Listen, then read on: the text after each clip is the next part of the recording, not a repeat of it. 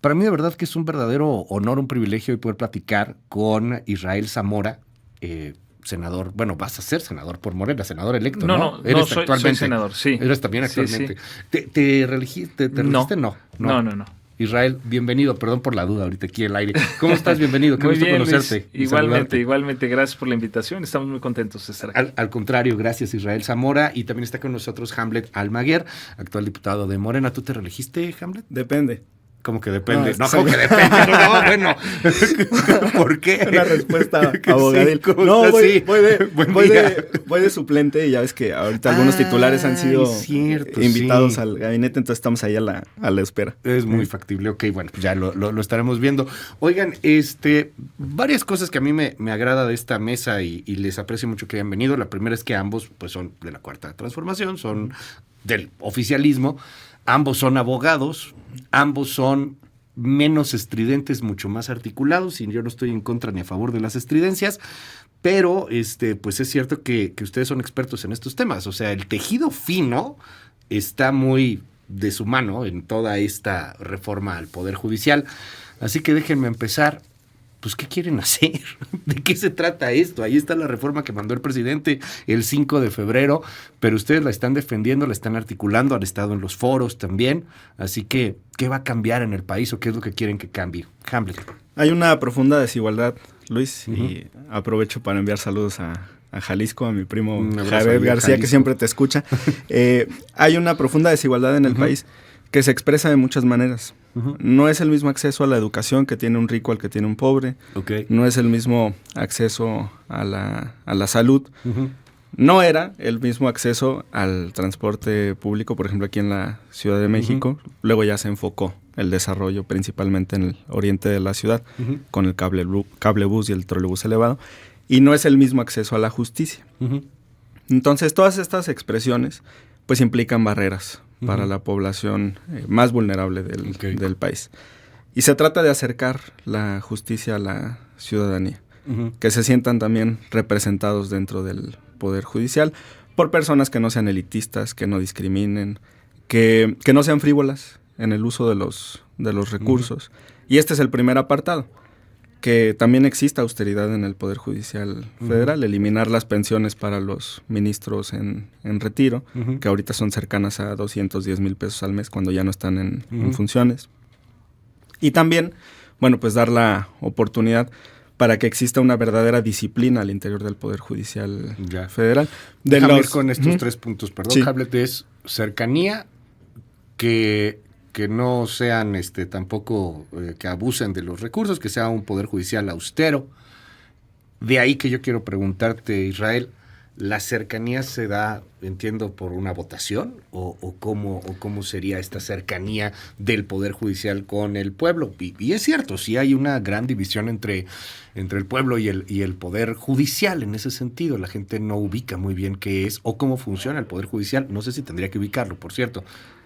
Precisamente porque no se le ha permitido participar a la ciudadanía en estos temas es que no tiene contacto con el Poder Judicial. Por eso hay tanto desconocimiento, porque el Poder Judicial se manejó mucho tiempo como una cúpula, una burbuja inaccesible para cualquier ciudadano. Entonces, lo que nosotros buscamos en la reforma es muy sencillo. Hay un artículo que es el artículo 39 constitucional que dice que el pueblo tiene el poder soberano, de él es el origen del poder soberano, reside en cada uno de nosotros, y lo que queremos es que los ciudadanos tengan puedan ejercer ese poder al elegir, como lo hacen con el Ejecutivo y el Legislativo, también al Judicial. Y eso, imagínate, creo yo, que incluso antes de entrar en vigencia esta reforma, dime si la ciudadanía en los últimos meses no se ha acercado muchísimo al Poder Judicial en un escrutinio de lo que estaba ocurriendo, en una vigilancia incluso de las resoluciones como la de Rodrigo de la Pesa, como lo que sucedió con la liberación de algunos presuntos delincuentes, etcétera, y creo yo que eso ha permitido que se politice también, en el buen sentido de la palabra, no como se pretende a veces utilizar, de que pretendemos como grupo mayoritario ahorita en el Poder Legislativo de hacernos del Poder Judicial, no, sino politizar quiere decir que los ciudadanos intervengan cada vez más en la vida pública del país, incluyendo del Poder Judicial.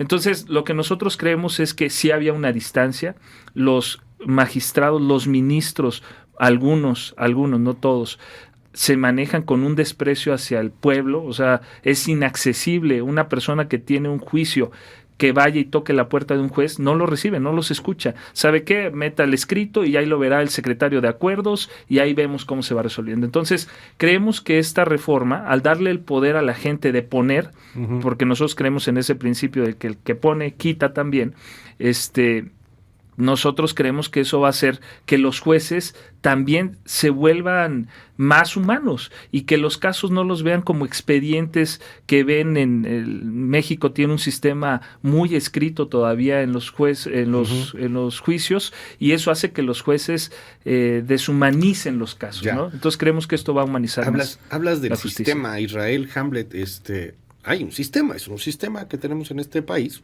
Ese es el sistema que hemos venido arrastrando quizás del siglo XIX, quizá antes, mucho antes seguramente, pero ¿no sería primero necesario cambiar un sistema que francamente no funciona? Yo no veo, y se los pregunto, cómo teniendo jueces que sean votados por el pueblo va a cambiar todo. O sea, a lo mejor tendría que cambiar el sistema primero antes que cambiar a los jueces, ¿no? A lo mejor no nos gusta estar jugando fútbol y hay que cambiar las reglas del juego del fútbol, no necesariamente al árbitro. Y mira que soy el peor para analizar el fútbol, pero ¿cómo teniendo un juez votado por el pueblo que a lo mejor es popular, a lo mejor es querido, va a cambiar la impunidad, va a cambiar la rapidez de la justicia? Difiero un poco, y lo digo con todo respeto, Israel. Yo he tenido oportunidad de estar en juicios, en algún momento fui abogado, y sí conoces a los jueces y sí puedes tocar la puerta, y en la mayoría de los casos llega a escuchar el juez cuáles son las inquietudes de las partes. Pero sí, entiendo que debe haber algunos prepotentes y algunos sangrones que no quieren ver al pueblo. ¿Cómo cambiaría eso, Hamlet? Otro apartado de la reforma, Luis, es la creación de un tribunal de disciplina judicial que va a tener la oportunidad de analizar el sentido de las resoluciones de los jueces y magistrados, identificar actos de corrupción que también existen en el Poder Judicial y estar muy pendientes del nepotismo, que como lo han aceptado los propios jueces y magistrados, pues es un cáncer que carcome al Poder Judicial. Que un magistrado tenga 67 familiares dentro de la estructura del Poder Judicial, pues es ofensivo para el pueblo de México. Y aquí vamos en una reforma secuencial. Dejas la puerta abierta con tu comentario a otro aspecto que es muy necesario reformar en nuestro país, que es la procuración de justicia. Y hoy un diario nacional, por ejemplo, retoma las declaraciones de la futura consejera jurídica de la presidencia. El propio presidente López Obrador ya se ha referido a este aspecto. Entonces, vamos a arrancar con el Poder Judicial Federal. Se toca también el 116 de la Constitución, que distribuye las competencias a nivel de entidades federativas, y sigue una reforma a la procuración de justicia. Y aquí hay algunos apuntes que ha hecho la oposición y también la judicatura, que me parece importante atajar. Primero, hay un debate sobre si se requiere siempre carrera judicial para llegar a la Suprema Corte o para llegar a los tribunales. Pues yo te quiero poner un ejemplo de un ministro que ahora es un franco opositor al gobierno de la República, un ministro con el que yo no coincido ideológicamente, pero que tengo que reconocer su capacidad técnica y de argumentación, y es el ministro José Ramón Cosío. Él no venía de la judicatura, él venía de la academia y fue un buen ministro de la Corte y ahora es un buen litigante, ahora defiende a la derecha. En mi caso, en Jalisco, pues el último ministro de la Corte que tuvimos fue el ya difunto Sergio Salvador Aguirre Anguiano, ilustre ministro de la Corte, muy conservador, acaba de ser el 4º aniversario luctuoso, y su último trabajo antes de ser ministro de la Corte fue regidor del PAN en el Ayuntamiento de Guadalajara. Y nadie puede negar que fue un gran ministro. Entonces, a mí me parece que una cosa no está peleada con la otra. Puedes tener ministros técnicamente preparados, aunque no provengan de la carrera judicial, ¿ves? E incluso cuando provengan de la política.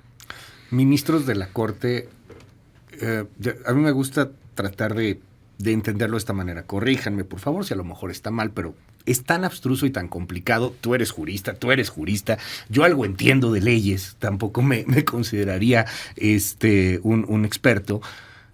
Y es complicado, para ustedes mismos es complicado. Cuando vemos a los ministros de la Corte a los 11, uno podría decir, bueno, están discutiendo la constitucionalidad de los grandes temas. Pero eso se puede aplicar, por ejemplo, a un asunto que es extremadamente técnico, como resolver un divorcio, como resolver una herencia, como irte a algo pues que es de lo que llaman los mexicanos de justicia cotidiana, en donde huelga decir, en algunos lados eso sí funciona, ¿eh? Hay tribunales en donde eso sí funciona. Me llama la atención lo que dice Hamlet. Vamos a empezar con el poder judicial a nivel federal, y tocas el tema de la experiencia, Hamlet. Va, que no necesariamente tengas carrera judicial para los ministros, pero ¿de verdad cualquiera puede ser juez, Israel? Bueno, nosotros creemos que es una excepción, ¿no? Lo que menciona, dejar la puerta abierta a todos. Lo que contempla la reforma es una serie de requisitos que se tienen que cumplir. Es importante mencionar que los requisitos actuales no se tocan. O sea, los requisitos constitucionales para ser ministro de la Suprema Corte no se tocan. Siguen siendo los mismos. En el caso de jueces y magistrados, incluso se establece en la propia reforma que magistrados deben de tener una experiencia mínima de 10 años, tanto postulando o vinculados con la materia jurídica, y los jueces 5 años también. Entonces 5 años con su cédula y además 5 años de práctica profesional. Entonces eso te garantiza que no cualquiera va a llegar. También es importante decir que cada poder va a tener la facultad de armar su listado de propuestas con base en lo que ellos quieran. O sea, el Poder Judicial, por ejemplo, en el caso de ministros, podrá armar su listado de 10 personas bajo los criterios que ellos consideren. Entonces, si consideramos que el Poder Judicial, por ejemplo, es el perito en materia de impartición de justicia en el país, pues ellos tendrán toda libertad. Incluso la reforma no pretende establecer, y creo que sería un error pretender establecer cómo deben de elegirlos, porque entonces limitas la autonomía del Poder Judicial. Lo que busca la reforma es que haya una libertad en cada uno de los poderes, tanto el Ejecutivo, que va a poder hacer su propuesta de 10, el Legislativo y el Judicial, bajo los criterios que estimen, las convocatorias como las quieran realizar. Entonces eso te garantiza que van a llegar personas que cada poder estima son las idóneas para ocupar esos puestos. Está interesante el tema. A ver, vamos, porque hay mucho ruido, como últimamente hay ruido en todo. ¿Cómo será la elección? Empezamos primero con los ministros de la Corte. Ya no van a ser 11, ¿no? 9. No, van a ser en la Suprema Corte de Canadá o de Estados Unidos, 9. Un número razonable. Sí. 9. ¿Por alguna razón 9? Bueno, me parece que son buenos parámetros. Lo que ocurre en toda la región en Norteamérica, a mí no me parece que sea un número pequeño. Ha habido grandes debates y sentencias en las cortes de Canadá y Estados Unidos. Es un número razonable. Y además se mantiene la mayoría calificada para anular legislaciones. Una jueza, por ejemplo, dijo que eran 8, no son 8, son 7 de los 9. Tendrían que ser 7. Sí, sí, o sea, la mitad más, que no es la mitad pues más. Pasadita las 2 terceras partes. Sí. Sí, bueno, cada poder va a poder mandar una lista de 10, ¿no? Se abre la vacante. O sea, el Ejecutivo, el presidente o presidente en este caso, va a mandar 10. Manda 10 propuestas. Algo que es bien importante, va a ser en paridad, porque hay que recordarle a los mexicanos que en 200 años solo ha habido 15 ministras. Aparte, el sistema del Poder Judicial es un machista. Es un Poder Judicial machista en donde actualmente entrevistaste a la magistrada que es presidenta de la Asociación de Magistradas y Juezas, y es importante recordarle que actualmente solo 2 de cada 10 juzgadoras o personas juzgadoras son mujeres. Entonces, eso te refleja el sistema machista en el que estamos. Entonces, va a ser paritaria la elección. O sea, tiene que mandar 5 mujeres y 5 hombres. Es correcto. Entonces, Sheinbaum, en este caso, pues, será la presidenta, pero cualquier presidenta o presidente que esté en funciones. Así es. ¿Y el Poder Judicial también mandaría? Igual, de 5 y 5, 5 hombres, 5 mujeres, electos por las 2 terceras partes. 6 de los 9 ministras o ministros van a tener que votar por esos 10. Por ejemplo, en el caso del Poder Judicial, en el caso de la presidenta o presidente, pues es el más sencillo, ¿no? O sea, la presidenta pues, lo saca, pero en el Poder Judicial, ¿quiénes son los que propondrían a esos 10? Los ministros de la Suprema Corte, votando 6, mínimo 6 de los 9 que va a haber. Llevamos 20 nombres. Así es. Sí, ¿verdad? Y en el Poder Legislativo, ¿quiénes los ponen? Senadores y diputados. 5 y 5. 5 y 5. En 2 terceras partes cada una. O sea, para aprobar esos listados tiene que haber 2 terceras partes en las 30. cámaras. Llevamos 30. Así y esos 30 van a someterse a votación. En una papeleta, y tú de esos 30 eliges muy probablemente una mujer y un hombre. O sea, una persona tendría 2 sufragios para garantizar la paridad, ¿correcto? Entonces tú vas a escoger 2 y se va a hacer el cómputo nacional. Ajá. Y las 9 personas que tengan más votos, las 4 mujeres más altas o las 5 mujeres más altas, los 4 hombres más altos o 5 hombres más altos, van a pasar a la designación ya como ministros de la Corte. Ahora, de 30 candidatos. De 30 candidatos, los 9 más altos. Ahora, es importante mencionar que previo a mandarlo a la votación, se envían al Senado de la República. El Senado de la República es el que hace la convocatoria, les dice a los 3 poderes, me lo tienes que mandar antes de que termine el año tu listado. Entonces recibe las listas y analiza lo que le llamamos requisitos de elegibilidad. O sea, checa que sí seas mexicano, que sí tengas más de 35 años en el caso de magistrados y ministros y 30 años en el caso de jueces, y analiza también que cumplas con los 5 años que mencioné. Si tú cumples con eso, palomea al Senado y le dice al INE, sabes que estos sí cumplen con los requisitos que establece la Constitución y te los envío. El INE... El Senado valida los 30. Okay. Así es, pero no puede hacer un estudio de la idoneidad, solo de los requisitos de elegibilidad. Son abogados y tienen experiencia. Así es. Formales, exactamente. Okay. Entonces, el INE es el que hace toda la elección, organiza la elección e incluso hace el cómputo y solo le dice al Senado, estos son los que ganaron. ¿Esto cada cuánto tiempo? En el transitorio se establece un régimen escalonado, pero está desfasado el calendario del transitorio a la realidad de la discusión de este momento. Y se tiene que analizar aquí un apartado que es importante, el costo de la elección, para definir cada cuántos años podría realizarse. El 30 de julio, por cierto, es el foro en la Cámara de Diputados donde esperamos la visita del Instituto Nacional Electoral. Vamos a extenderla formalmente a Guadalupe Tadei para que nos exponga cuáles son los requerimientos para una eventual elección de jueces, magistrados y ministros. Pero durarían, ¿ahorita cuánto dura un ministro? 15 años. ¿Y seguirían durando 15 años? 12. 12. Se reduce. Y quieren, o una de las ideas, o todavía no está concreto, es que se cambie toda la Suprema Corte de trancazo. Los 11 se van, pero... Para el siguiente año. Sí, los 11 se van, pero pero pueden participar. A quienes les quede un tiempo razonable. Si vas a salir en 6 meses, pues ya no vas a participar otra vez en la elección que te va a dar otros 12 años. Okay. Pero si vas empezando, si tienes menos de la mitad del periodo, me parece un tiempo razonable para que puedas aspirar al cargo. No es ser mala onda y les juro que lo que no quiero es politizar, pero los que tienen menos de la mitad del periodo, pues son los suyos. Claro que no. Ve a Ríos Farjat. Ve a Ríos Farjat y ve a Cántara Carrancá. No, si la escucharas como... Llegaron por ustedes. O sea, ella fue si propuesta de López Obrador. Bueno, sí, digo, los que hay son de ustedes, son de la 4T. Ahora, es importante mencionar que en el régimen transicional, ¿no? En los artículos transitorios, sí se establece que por primera vez se realicen de manera extraordinaria el próximo año. En el 2025 se estaría realizando. Entonces, o sea, ahí sí el tiempo va a diferir. Los primeros 9 unos van a durar 8 años, otros 11 y otros van a durar los 14 años, perdón. No son 12 el máximo. Sí, pero en el primero establece 14 años para efecto de que se dé este escalonamiento y entonces lo que te permite... El primero que los primeros, o sea, los que sean electos que reciben ahorita más llevarían votos, 14. Exacto, el que reciba más votos, los 3 que reciban más votos duran 14, los 3 que reciban o que queden en medio, digamos, son los que van a durar 11 años y los que reciban menos 8 años, para que se dé este escalonamiento y te permita juntarlas con las elecciones ordinarias, que es donde para que no se haga una extraordinaria un año después de la elección federal. Es correcto. Eso es lo que establece los artículos transitorios, sí. Okay. Sí, o sea, por un tema de por un tema de que se queden ellos, no tanto porque tengan más tiempo en el poder, sino para que en algún momento podamos conjuntar todo el calendario y para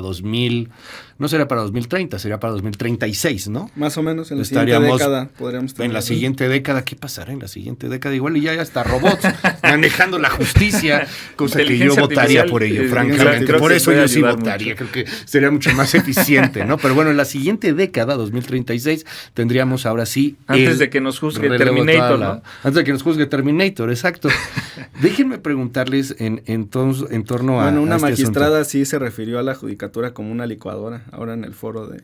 ¿Por qué es una licuadora? Dijo, cuando una licuadora funciona no la tiras a la basura. O sea, ella comparó a la judicatura con una licuadora. Entonces, hablando de esta función robotizada, pues hay quien lo ve así, de una manera mecánica. O sea, ¿y de verdad no funciona absolutamente nada? Sí hay que tirar a la basura cosas. No, hay cosas que funcionan. Mira, funcionan los secretarios, funcionan los actuarios, funciona el personal de base, sí. Tenemos una justicia también de proyectistas. En realidad quienes hacen las sentencias son los secretarios, lo hemos platicado. Y si ellos no tienen relaciones familiares, si ellos no tienen recursos económicos multimillonarios, pues difícilmente van a llegar a la Suprema Corte, o incluso si son del interior. Ojalá que pudiéramos escuchar lo que opinan los abogados de las entidades federativas, porque dicen que hay un centralismo brutal en la composición de la Corte. Creo que 7 de los actuales ministros son de la Ciudad de México, y los 11 han hecho carrera en la Ciudad de México, aunque no hayan nacido aquí. Okay. No hay un componente federalista en esto. Ahora, el tema de la Corte es uno, insisto, el tema de los otros jueces es distinto, el tema de los magistrados, el tema de los jueces de distrito, etcétera. Es complicado para quien medio le entiende, imagínate para quien no le entienda, ¿no? Para quien no esté ahí. Y no estoy yéndome contra el pueblo, ni tampoco estoy diciendo que sean ignorantes, ni soy clasista, ni nada por el estilo. Pero ustedes están clavados en este tema, ustedes son políticos, Hamlet, Israel. Seguramente ustedes van a saberse los perfiles de los 30 que serán candidatos a la Suprema Corte de Justicia de la Nación. 30. Había gente que no sabía quién era Maynes. Digo, la neta. O sea... Todavía. Ajá. Digo. Pero o sea, 30 candidatos. Yo creo que cumpliendo con los requisitos garantizas que no llegue cualquiera. Y lo más importante es que dejas en el pueblo, Luis, que ellos decidan. Los perfiles, digamos, se cumplen, y eso es lo que va a analizar el Senado a través de las listas de los propios poderes que son los que van a mandar. El primer filtro son los poderes que dicen estos son buenos para ocupar el puesto. Luego viene el Senado que checa lo que constitucionalmente dice que se tiene que cumplir, y el pueblo es el que decide. Eso es bien importante. Pero decides algo que ya de todas maneras te decidieron antes. O sea, los 30 ya están... Pero están rasurados, cepillados, diría el presidente, ¿no? O sea, ya los analizaron, ya. Pero de los 30, el que sea es bueno, pues da igual, entonces. Pero al menos tienes la posibilidad de analizar los perfiles, el que lo desee. O sea, yo entiendo que muchos, incluso en la elección presidencial de presidencias municipales, diputaciones, muchas veces votan de manera que a lo mejor no conocen completamente el perfil de la persona, pero al fin y al cabo en eso consiste la democracia, que el poder lo tenga el pueblo de México. Y en este caso creo que los candados que hay para que no llegue cualquiera son importantes.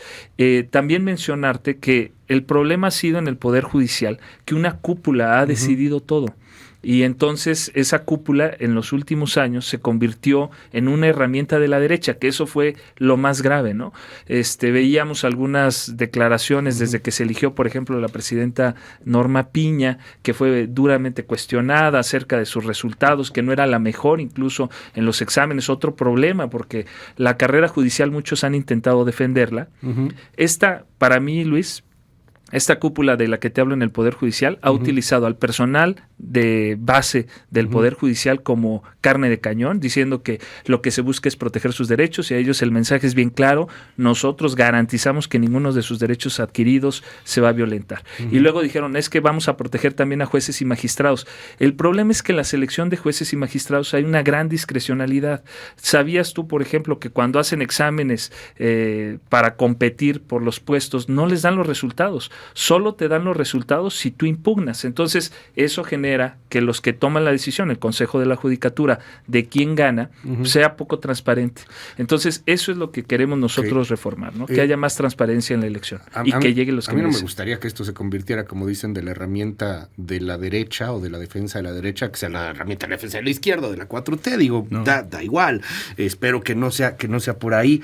Y son los juicios politizados en donde tendrá una decisión importante. Pero yo vuelvo a este tema de la justicia cotidiana, Hamlet. ¿De verdad votar a 30? O sea, ¿sí crees que la gente en su mayoría va a estar atendiendo 30 perfiles jurídicos? Tú eres abogado, pues. Te sorprendería el ánimo. Tú eres fan de los estoicos, te sabes las frases de Picteto y de Marco Aurelio de memoria, baba. Sí. Pero la gente no sé si... Oye, hablando de Marco Aurelio, ¿sabes que hay un apartado donde habla sobre apresurarse en la carrera política?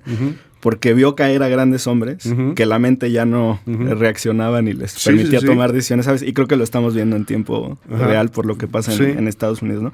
Pero mira, en el caso de las entidades federativas, Colima, el circuito 32 del país, tiene un tribunal colegiado de apelación, un tribunal colegiado de circuito, o sea, son los que revisan, y tiene 3 jueces de distrito. O sea, va a ser una elección para 9 cargos en un estado. A mí me parece muy razonable, sencillo. A nivel Para de una 9 entidad cargos federativa. en un estado. No, a ver, o sea, son 9 cargos en un estado con ¿cuántos candidatos?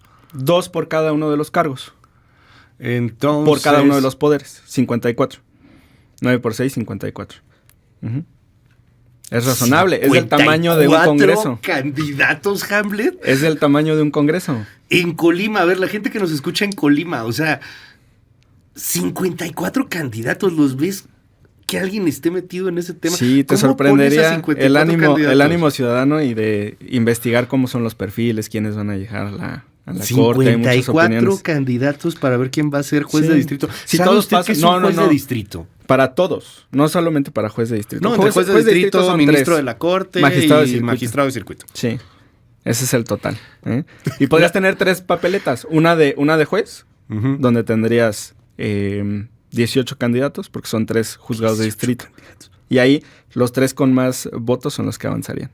Y podrías tener otra boleta de tribunal colegiado, donde vas a tener 9 candidatos. Algo así pasó en Bolivia.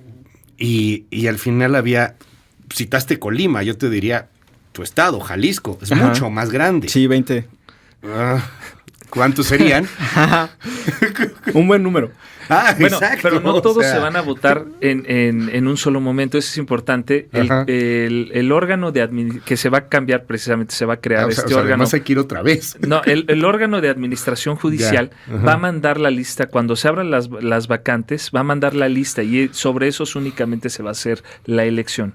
Entonces no van a ser todos los jueces en un solo momento, ¿no? Eso sí generaría más adelante algunas cuestiones como las que tú planteas, pero yo creo que este escalonamiento que se va a dar es oportuno y eso es algo que se está analizando también. Oigan, déjenme preguntar, aquí tengo muchísimos comentarios en el WhatsApp, algunos muy a favor, otros muy en contra, claramente. ¿Esto va a cambiar México en serio? ¿En la justicia cotidiana ya no va a haber muertos como los que fueron en Pénjamo, Guanajuato hace unos días? Mataron a una niñita. No vamos a estar viendo la impunidad reinante. Esto sí va a terminar con los cuerpos que están por todo el país metidos en fosas clandestinas. Esto sí va a ayudar a que tengamos un mejor país en materia de justicia. Pues no es una medida aislada la que puede resolver el problema de inseguridad en el país, pero sí es un conjunto de políticas públicas y de definiciones programáticas.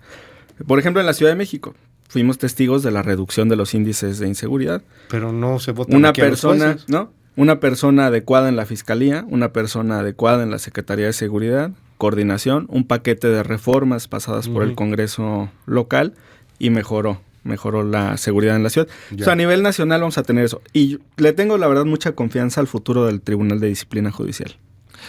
Y también mencionarte, Luis, que nosotros le apostamos a que el mundo no se va a acabar con la entrada en vigor de la reforma al Poder Judicial. Creemos que ese es el primer paso, o sea, es un paso muy importante para lograr la pacificación del país. Creemos que es un paso, además, al ser constitucional, era necesario iniciar por ahí. De manera general, hemos escuchado críticas que dicen hay que analizar las fiscalías. Por supuesto que sí consideramos y coincidimos con eso. Hay que analizar cómo la procuración de justicia se realiza incluso a nivel local, a nivel federal, también como incluso la prevención del delito, etcétera. Pero creo que esta reforma es un gran paso, un primer gran paso para pacificar al país. Vámonos con mensajes. Hay muchísimos y es un tema bien complejo.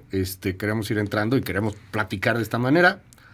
Ya me están diciendo que soy un vendido, que por qué les doy micrófono a la 4T. En fin, o sea, a ver, no es que uno le dé micrófono a nadie, es un país plural y bueno, se trata de escuchar a todos. Dicen aquí, tienes razón, el ciudadano como yo, y que creo que somos la mayoría, no estamos enterados ni quiénes son esas personas, ni tenemos bases para evaluarlos de una manera asertiva. Dicen aquí, hola Luis, par que tienes, lo único que están buscando es la violación de la ley. Ya ven, par, ustedes. Pregúntenle si ellos podrían ejercer como jueces o si no vamos a ver después a Hamlet o a Israel como jueces. Estamos, al menos tenemos un año para ninguna persona que haya sido gobernador, secretario de Estado, senador o diputado federal podrá participar, precisamente para garantizar esto que mencionas. ¿Qué pasa si hay un candidato que venga del narco? Pues hay muchos candidatos del narco que cumplirían los requisitos, sin bronca.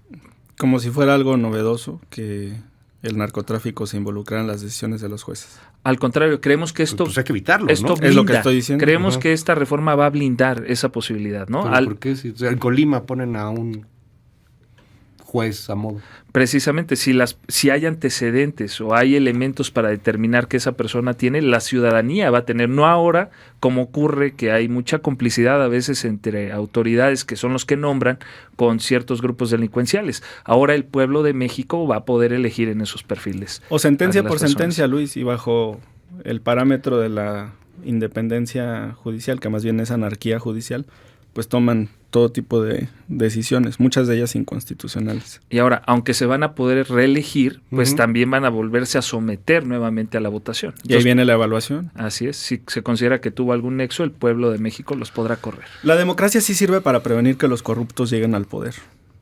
Y por eso vemos cuántos candidatos de la oposición que perdieron sus elecciones el 2 de junio. Por presentarlos en las candidaturas. Sí. O sea, digo, ya perdieron. Nada más que y eso va a pasar con la judicatura. Eso va a pasar con la judicatura. Han ganado todo, tienen todo para hacer el cambio que quieran. Y se los digo neta, de corazón, ojalá que les salga bien por el bien del país. Uh-huh. Yo sigo sin poder entender cómo se mezcla la gimnasia con la magnesia. Creo que no tiene nada que ver una cosa con la otra. Si quieren que se elija por voto popular a los ministros de la Corte, bueno, adelante. Creo que lo más complicado va a ser cambiar el sistema. Pero esa es mi creencia, ¿no? De un tipo humilde, su seguro servidor del pueblo bueno y sabio. Ojalá que ustedes que tienen todo ese poder, pues realmente lo cambien. Y que podamos estar hablando en el 2026, pues de que ya es otro país, de que ya la Procuración de Justicia funciona. En el fondo creo que no, pero espero que sí. Es la reforma que sigue, la de la Procuración de Justicia. Y me gustaría también comentar sobre el magistrado de circuito. Hace rato, como a las 7:20, sacaste una cápsula sobre sus declaraciones. Ahora ya los magistrados quieren impugnar la asignación de diputaciones para Morena y aliados, la sobrerepresentación. Pues primero el artículo 54 de la Constitución es muy claro, habla por partido, que un magistrado desconozca el texto de la Constitución me parece muy grave. Segundo, que se asuma opción A como partido político u opción B como candidato, porque los únicos que pueden impugnar la validez de una asignación son estas dos personas, digamos, morales. O candidato, o agrupación, o coalición, son esas tres, o persona física, candidatura. Entonces, pues yo que sepa, los magistrados y jueces ni son candidatos ni son partido, a menos que se quieran asumir como tal. Eso es lo que llega a preocupar para algunas personas, yo incluido. Y se vale porque pues, es una democracia y es una libertad de expresión y es una libertad de lo que tú quieras, pero que de repente estos jueces que están haciendo cosas, como el mismo juez que le quiso exigir al Poder Judicial con el Tribunal Electoral que pusiera a los dos ministros que faltan, a los dos magistrados, que faltan, porque por cierto el Senado nunca los nombró, venga una andanada de este tamaño. O sea, es una decisión judicial y de repente tienes a la presidenta electa, pero al presidente de la República, pero a toda la 4T, llevando a la crucifixión pública del tipo. Pero del juez de la pesa, pues que conozca la Constitución, pero que respete. ¿Por qué revocó su determinación, Luis? Si era jurídica, pues, ¿por qué no tenía vocación? Hay un término jurídico que se llama manita de puerco. Mira, y yo creo que eso fue lo que le ocurrió a este magistrado. Lo que se evidenció es que este juez de distrito no tiene vocación judicial, porque si hubiera tenido esa vocación, tú como abogado sostienes tus argumentos y oigan, a mí no me interesa que me estén crucificando, aquí están los elementos que garantizan la legalidad de la resolución. Si tú no tienes vocación, pues a la primer crítica te doblas. Estaban amenazando con meterlo a la cárcel, Israel. A un juez. A ver, bueno, que demuestre, Luis, fíjate, eso es lo que ha provocado esta reforma y eso es lo que queremos. Él tomó una determinación que era inconstitucional, porque ningún artículo faculta a los jueces de distrito a imponer algo al Tribunal Electoral, que es un tribunal independiente y autónomo. Entonces, su resolución ya era inconstitucional. Si no hubiera estado en este contexto de la reforma, nadie se hubiera enterado. Él tuvo que salir a decir y tratar de defenderse y al final se dio cuenta y se demostró que no tenía los elementos constitucionales y que había actuado de manera ilegal. Por eso revocó su determinación. Vamos a seguir muy de cerca este asunto. Obviamente se está cocinando, están los foros, está todo. Es un hecho de que se va a votar al menos por ministros de la Corte, también por jueces de circuito, magistrados también, ¿verdad? O sea, eso sí va. O sea, va a votación, ahora lo que está en discusión es el cómo. y mediante cuáles procesos, ¿no? Y el cuándo también. Y el cuándo, o sea, a lo mejor no es ahorita. Para jueces y magistrados, creo que el cómo y la forma, más bien la forma y el cuándo, sí, el año que entra, yo creo prácticamente que es importantísimo que iniciemos con eso todos. Bueno, pues vamos a seguirlo de cerca. Israel Zamora, gracias por estar aquí. Gracias, Luis. Gracias. Un placer estar contigo. Muchísimas gracias, senador de Morena, diputado de Morena también, Hamlet Almaguer. Muchas gracias. Gracias, Luis. Nuestro respeto, ya sabes. No, hombre, siempre. Gracias. Gracias.